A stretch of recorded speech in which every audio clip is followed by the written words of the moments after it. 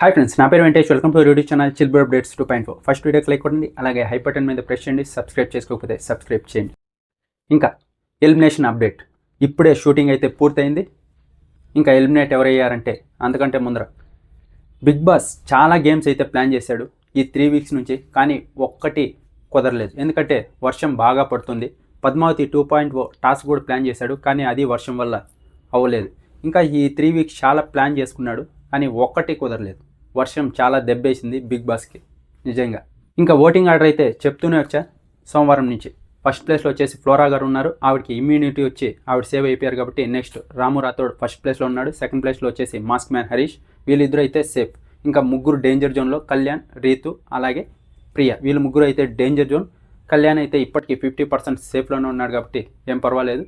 ఇంకా రీతు, ప్రియా వీళ్ళిద్దరిలో ఒకరు ఎలిమినేట్ అవ్వచ్చు అని చెప్పా. ఇప్పుడు అలాగే అయింది.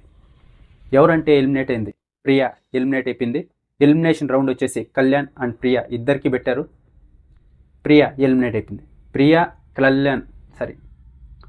కళ్యాణ్ ఇద్దరు అనుకొని ఉంటారు కళ్యాణ్ ఎలిమినేట్ అయిపోతాడని. కళ్యాణ్ కూడా అనుకొని ఉంటాడు, ఎందుకంటే నేను ఏమీ గేమ్ పర్ఫార్మెన్స్ చేయలేదని బయట లోపల అందరూ చెప్తూ వస్తారు కదా, ఖచ్చితంగా నేనే ఎలిమినేట్ అవుతా అనుకుని ఉంటారు.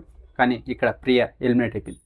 ప్రియాకి అయితే చాలా నెగిటివ్ ఉంది, కానీ ఈ 2-3 డేస్ కొంచెం పాజిటివ్ అయింది.